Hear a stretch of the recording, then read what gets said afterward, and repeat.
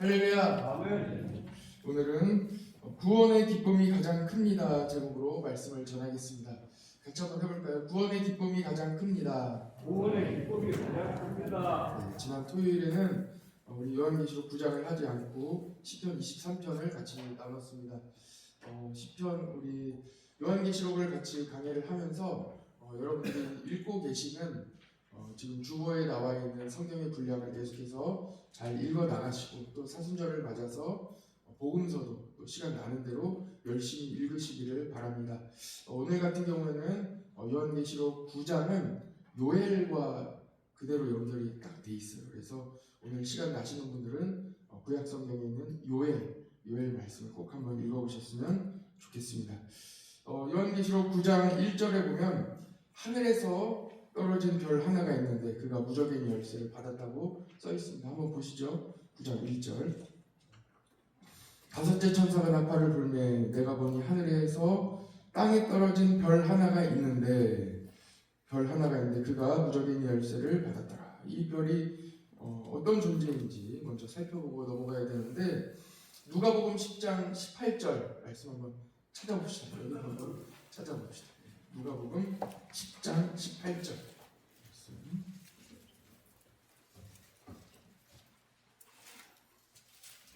요한계시록 9장을 이렇게 우리가 매일 새벽에 나오기 때문에 이렇게 그 책갈피로 표시를 해주시고 누가복음 10장으로 건너가 보세요. 누가복음 10장에 건너가셔서 18절 누가복음 10장 18절 그 떨어지는 별 그 존재가 어떤 것인지 예수님께서 직접 말씀을 한번 해주셨습니다. 18절 말씀 같이 한번 읽어볼까요? 시작. 예수께서 이르시되 사탄이 하늘로부터 번개같이 땅에 떨어지는 것을 내가 보았노라. 아멘. 예수님께서 이 존재가 무엇인지 이미 복음서에서 말씀해 주셨습니다. 이 존재가 누굽니까? 사탄입니다. 하늘에서 별 하나가 쭉 하고 떨어지는데 이 번개같이 이쪽에서 저쪽으로 쭉 떨어지는 것을 보셨는데 그 존재가 바로 사탄이라고 얘기해 주셨습니다. 하늘에서 땅에 떨어진 별 하나 이 존재는 사탄입니다. 우리 요한계시록 9장에 나오는 그 별이 사탄입니다. 그리고 이어지는 누가복음의 말씀 예수님께서 그 떨어지는 번개 같은 그 존재 사탄을 보셨는데 그 존재가 이 땅에서 우리를 어지럽게 하고 유혹하고 그 존재가 뱀같이 전갈같이 사람들을 어렵게 하고 공격하고 또 고통을 주고 통증을 주고 하는 이 아주 가정을 파괴하고 또 사람과 사람 간의 오해를 갖게 하고 그렇게 해서 본질적으로 하나님을 떠나게 만드는 이 존재에 대해서 예수님이 말씀해 주셨습니다. 그리고 그 이후에 성도가 어떻게 살아가야 되는지 예수님이 19절 20절에 말씀해 주셨어요.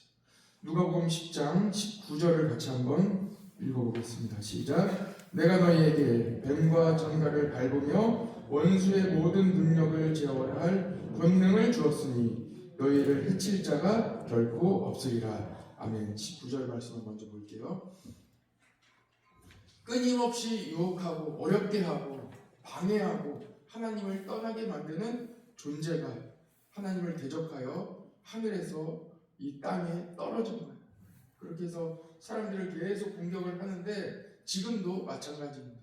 지금도 공격을 하는데 예수님을 믿는 자, 성령 충만한 자, 성령 받은 사람에게는 능력을 주십니다. 어떤 능력입니까? 그 사탄을 제어할 능력을 주십니다. 사탄이 우리 성도를 어렵게 하지 못해요. 어떻게 하지 못해요. 예수님이 그 능력을 우리에게 주신 거예요. 그러니까 우리가 예수님을 믿는 거예요. 그 능력이 여러분에게 있어요. 사탄을 제어할 권능을 주셨어요. 그래서 여러분들이 기도하면 사탄이 떠나요. 병마가 떠나요. 그래서 기도해요. 새벽에 나와서 여러분들 자녀가 예수님 잘 믿게 되고 그래서 기도해요. 놀라운 기적이 일어나는 거예요. 능력을 주셨어요. 이미 여러분들에게 그 능력을 주셨어요. 그리고 20절에 보면 예수님께서 그러나 하시면서 말씀하시거든요. 같이 한번 20절도 읽어봅시다. 시작. 그러나 귀신들이 너희에게 행복하는 것으로 기뻐하지 말고 너희 이름이 하늘에 기록된 것으로 기뻐하라. 이렇게 말씀하셨습니다. 그렇습니다. 예수님은 우리에게 귀신을 물리칠 능력을 주셨어요. 능력이 여러분들에게 있어요. 사도행전 1장 8절에도 보면 성령이 너희에게 임하시면 너희가 무엇을 받는다고요? 권능을 받고. 그래서 우리가 복음 전하러 가는 땅, 우리가 선교하러 가는 땅, 여러분들이 직장에 가고 가정으로 가고 여러분들이 이 복음을 가지고 빛을 가지고 가는 땅은 어두워요. 그 어두운 땅은 사탄이 사로잡고 있는 땅이고 이미 사탄이 많이 일해놓은 그 땅에 복음을 들고 여러분들이 가는 거예요. 능력을 가지고 가는 거예요. 여러분들이 갈 때에 그 어둠이 물러갑니다. 그 능력을 주신 거예요. 여러분들이 기도하면 어둠의 권세가 물러가요. 이 낙심한 생각들이 물러가요. 그래서 우리가 찬송도 부르지 않았습니까? 491절. 하늘을 향하여, 하늘나라를 향하여 소망을 가지고 빛과 이 소금의 사명을 가지고 나아가게 돼요. 감내하게 나아가게 되는 것입니다. 우리는 성령을 받고 능력을 받았습니다. 그러나 이 능력 받은 것이 본질적인 우리의 목표는 아닙니다. 그래서 이 능력 받은 것으로 기뻐하지 말고 우리가 구원받은 것으로 기뻐하라 이렇게 말씀하시는 거예요. 예를 들어보겠습니다. 어느 날 아빠가 정말 갖고 싶었던 이 새학기에 정말 갖고 싶었던 새 운동화를 사주셨다고 생각해 봅시다. 제 얘기는 아니에요. 어느 날 정말 갖고 싶었던 새 운동화를 사주셨다고 생각해 봅시다. 그러면 보통 어린 아이들은 새 운동화 때문에 좋아하죠. 그러나 예수님은 말씀해 주시는 거예요. 이 운동화 때문에 기뻐하지 말고 이 운동화를 사주신 분이 누구신가를 기억하라. 아빠가 있음으로, 아버지가 있음으로 기뻐하라. 그 아버지는 어떤 분이에요? 운동화뿐만 아니라 나를 안아주시고 또 나를 먹여주시고 또 나와 함께 하시는 그 아빠가 계심으로 기뻐하라. 운동화 하나뿐만 아니라 10개도 사주실 수 있는 그 아빠가 있음으로 기뻐하라. 한 가지만 더 예로 들어볼까요? 어떤 분이 승진해서 연봉이 올랐다고 이렇게 생각해 봅시다. 생각만 해도 기분이 좋으시죠? 승진해서 연봉이 올랐다고 생각해 봅시다. 그렇다면 연봉이 오른 것으로 기뻐하지 말고 연봉이 오른 이 직장을 가지고 있는 것으로 기뻐하라. 일할 수 있음으로 기뻐하라. 잘 생각해 보세요. 연봉이 올랐는데요. 물론 기뻐요. 연봉이 오른 것 때문에 기뻐요. 그러나 일하러 가는 것이 싫은 사람이 있어요. 그렇게 하지 말라. 이 본질적인 것을 기뻐하라. 할렐루야. 우리의 삶에도 이렇게 살아가야 돼. 승진하고 연봉이 올랐는데 일하러 가는 그 하루가 정말 지옥 같고 싫다면 그 하루가 어떻게 되겠어요? 너무 싫겠죠. 하루하루 좋은 것은 좋은 것대로 따로, 그러나 내 삶은 전혀 그와 뒷받침되지 못하여 이 어려운, 정말 이 눈물 나고 막 싫은, 출근하기 싫은 이 인생을 살아가고 있는 거. 그렇게 하지 말라. 나에게 이 표면적인 기쁨이 어디로부터 오고 있는지를 잘 살펴서 그것으로 말미암아 기뻐하라고 말씀하시고 계십니다. 우리 성도, 우리의 삶으로 돌아가 봅시다. 우리가 가장 기뻐해야 하는 것은 하나님께서 우리에게 주신 많은 축복이 있어요. 가정도 주셨고요, 자녀도 주셨고요, 이렇게 좋은 교회도 주셨고요, 또 함께 동역하는 성도들도 주셨고요, 많은 것들을 주셨어요. 여러분들 직장도 주셨고요, 여러분들 건강도 주셨어요. 여러분들이 오늘 하루 살아가면서 맛있는 음식도 먹고요, 또 먹으면 또 잘 소화되는 건강도 주셨고 얼마나 기쁜 일들이 많이 있습니까? 그러나 이 사순절에 오늘 하루 요한계시록 9장 말씀을 함께 나누며 본질적인 것을 기뻐하라. 그것이 무엇입니까? 하나님이 여러분들을 구원하여 주신 것으로 기뻐하라. 내가 하나님의 자녀된 것으로 기뻐하라. 오늘도 내가 교회 나오고 예수님 믿을 수 있다는 이 구원의 기쁨으로 기뻐하라. 이것이 바로 예수님이 주신 참 기쁨입니다. 구원의 기쁨을 가지고 있는 사람, 구원의 기쁨을 계속해서 유지하는 사람, 또 오늘 구원의 기쁨을 회복한 사람에게는 어떤 일이 일어나겠습니까? 놀라운 일이 일어나요. 우리의 삶에 기쁨이 회복되고, 내 삶에 감사가 회복되고, 내 삶에 정말 하나님 주신 은혜가, 그 크신 은혜가 회복되는 거예요.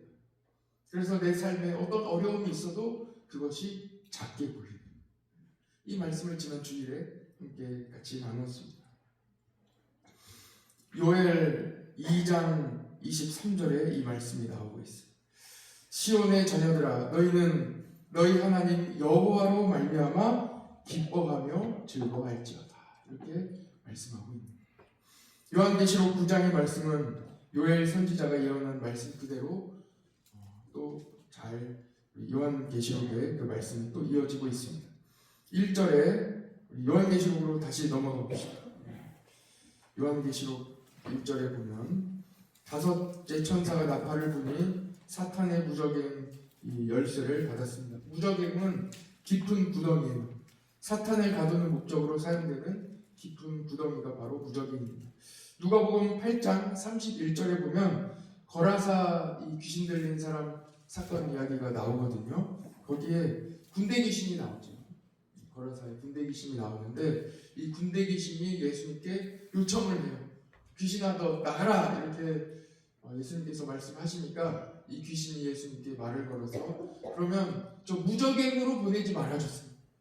저 무저갱으로 보내지 말아주시고 저기 돼지떼가 있는데 저 돼지떼에게 보내주세요 하고 이 사탄이 이 귀신이 이야기를 하거든요. 그때 예수님께서 그래 가라 거기로 가라 하고 말씀하시니 이 돼지떼에게로 들어가고 그 돼지떼는 물속으로 빠져 들어갔습니다. 군대 귀신도 가기 두려워하는 것이 바로 무저갱입니다. 그리고 이 무저갱을 여니 그 무저갱의 그 끝없는 그 구멍에서 연기가 막 올라오고 연기가 자욱하게 온 땅을 덮으니 어두워지겠죠. 그리고 그 어둠을 틈타 황충이가 나오게 됩니다. 이 메뚜기와 같은 이 황충이가 나와서 이마에 인침을 받지 않은 자들을 해하게 됩니다. 예수님 믿지 않는 사람들을 이 황충이가 나와서 다 갉아먹게 됩니다. 5절에 보면요, 하나님께서 이 황충이에게 얘기하십니다. 생명을 해하지는 말라. 생명을 해하지는 말라. 여러분, 어떤 어려움이 있어도 어떤 상황이 돼도 그 모든 상황을 통제하시는 분이 계세요. 모든 상황 가운데 이 모든 것을 이끌어 가시고 그리고 유지하고 계신 분이 계신데 그분이 바로 하나님. 모든 것은 하나님 손에 있습니다. 하나님 손에 달려있는 거예요. 그리고 생명을 해하지 못하게 하시고 다만 5달 동안 그들을 괴롭게만 하라 하고 이렇게 말씀하십니다. 그 괴로움의 고통이 전갈에 쏘이는 것과 같은 통증이라고 성경은 기록하고 있습니다. 황충이는 메뚜기와 같은 이런 곤충을 말합니다. 이 메뚜기 떼에 대한 말씀이 출애굽기에 나오죠. 출애굽기의 10가지 재앙 중에 7번째 재앙이 메뚜기 재앙.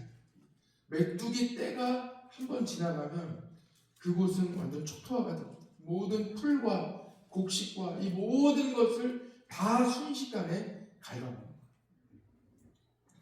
얼마나 이 대단한 재앙인지 출애굽기 10장 15절에 보면 메뚜기가 온 땅을 덮어 땅이 어둡게 되었으며 이 메뚜기 떼가 얼마나 많은지 땅이 어둡게 될 정도. 지금도 영상 한번 찾아보십시오. 이 메뚜기 떼가 지나가는 그 장면들이 막 나옵니다. 대단히 엄청난 메뚜기 떼들이 와가지고 그 논과 밭과 이런 식물들을 갉아먹고 가는데 정말 대단합니다. 메뚜기가 우박에 상하지 아니한 밭의 채소와 나무 열매를 다 먹었으므로 애국 온 땅에서 나무나 밭의 채소나 푸른 것은 남지 아니하였더라. 모든 것을 다 갉아먹는데 이 요한계시록에는 이 황충이가 사람들을 해롭게 한다고 그렇게 기록하고 있습니다. 요엘 1장 4절에도 같은 말씀이 기록되어 있습니다. 팥중이가 남긴 것을 메뚜기가 먹고 메뚜기가 남긴 것을 느치가 먹고 느치가 남긴 것을 황충이가 먹었도다. 남김없이 다 먹는 거예요. 왜 그렇습니까? 요엘 1장 9절에 나오거든요. 여러분 요엘 한번 찾아볼까요? 요엘 어디 있는지 아세요? 하박국 다음에는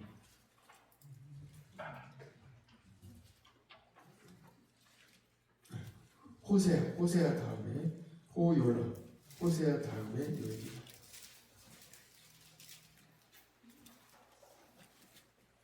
요엘 성경책으로 구약성경 1270쪽에 있습니다. 1270쪽, 70쪽. 요엘 이렇게 새긴 있는 분들은 요일이라고 써 있습니다. 1270쪽. 한번 이렇게 성경 찾아보는 것도 실력입니다. 요엘. 한번 해봅시다. 요엘. 네, 요엘이라는 성경책이 있어요. 잘 안 읽어보셨어요. 요엘 1장 9절. 요엘 1장 9절. 같이 한번 읽어볼까요? 시작. 소재와 군대가 여호와의 성전에서 끊어졌고 여호와께 수종들을 위해서는 슬퍼하도다. 요엘 말씀을 처음 읽어보면 무슨 말씀인지 잘 몰라. 그런데 요한계시록 말씀과 또 이어서 읽어보면은 또 이해가 돼요. 오늘 말씀 듣고 요엘 말씀 읽어보면 또 이해가 되실 거예요. 하나님께서 또 깨닫게 하시는 대로 한번 읽어보세요. 요엘은 3장까지밖에 없거든요. 그러니까 마음 잡고 한번 자리에서 읽어보시면 얼마든지 자리에서도 읽으실 수 있는 그런 성경입니다. 이 팥중이와 이 메뚜기와 또 이 느치 이런 것들이 와가지고 다 남김없이 갉아먹었는데 왜 갉아먹었느냐? 9절에 나옵니다. 1장 9절 방금 읽은 말씀대로 소재와 전제가 성전에서 끊어진 거예요. 소재와 전제가 끊어졌어요. 소재는 하나님께 드리던 제사인데 감사의 제사예요.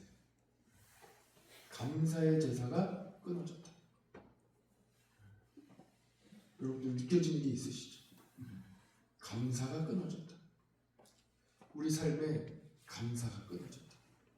수천 년을 이어온 이스라엘 백성들의 이 형식적으로 오늘도 예배는 드리지만 감사가 끊어졌다. 하나님 앞에 나왔어요. 그런데 진정한 감사가 끊어진 거예요. 소재가 끊어졌다. 감사가 회복되시기를 축복합니다.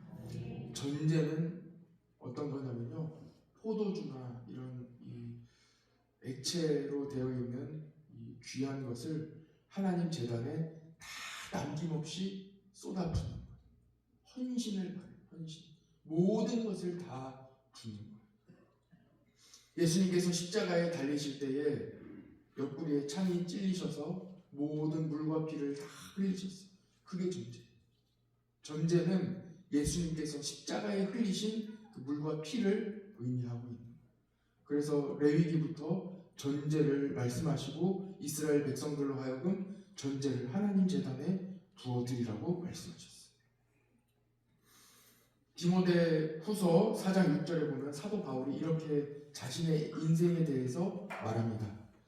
전제와 같이 내가 벌써 부어지고 나의 떠날 시각이 가까이 왔도다. 어떤 걸 말하는 거예요? 자기의 삶을 하나님께 온전히 헌신했다.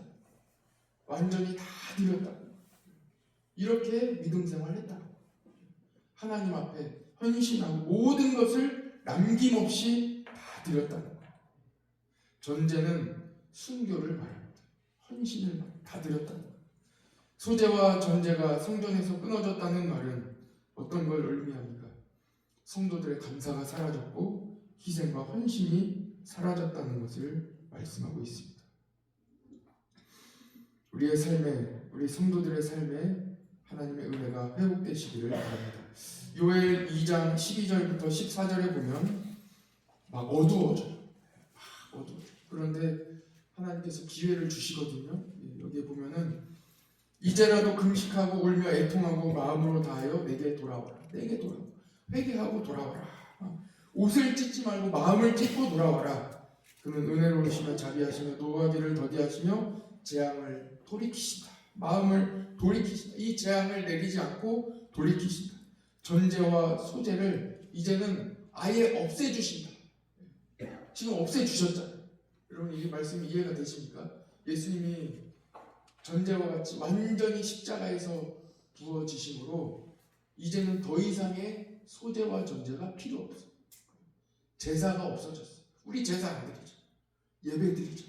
영적인 이 마음의 제사를 우리는 드립니다. 마음의 제사를 드리고 로마서 12장 1절에 나오는 영적인 예배를 우리가 드립니다. 마음으로 드리는 예배를 드리고 있어요.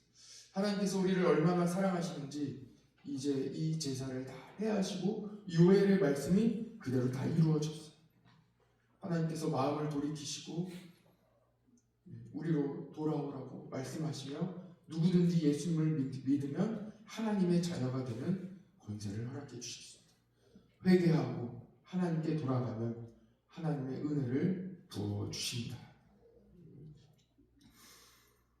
뜻이 이루어지는 거예요. 다 어려워요. 그러나 다 하나님께서 회복해 주시고 돌이켜 주십니다. 오늘 두 가지만 기억하고 말씀을 마치겠습니다. 첫 번째, 사순절 기간 우리 모든 삶의 부분에 하나님께 돌아오시기를 축복합니다. 다시 돌아오십시오. 마음으로 하나님을 섬기시고 마음으로 하나님을 찬양하고 하나님께로 돌아오시기를 바랍니다. 두 번째, 처음에도 말씀드린 대로 우리 삶에 하나님이 주신 구원의 기쁨을 회복하시기를 바랍니다. 이 땅에 하나님이 주신 축복, 눈에 보이는 표면적인 운동화 주신 그 능력, 물론 기쁩니다. 그러나 그 기쁨 뒤에 그 기쁨을 주신 하나님으로 말미암아 기뻐하시는 이 구원의 본질적인 그 기쁨이 회복된 오늘 하루 되시기를 축복합니다. 기도하겠습니다. 하나님 아버지 감사합니다. 오늘 하나님께서 우리에게 주신 그 구원의 기쁨으로 말미암아 다시 한번 기뻐하는 그 구원의 참 기쁨이 회복되는 오늘 하루 되기를 간절히 원합니다. 하나님 도와주옵소서.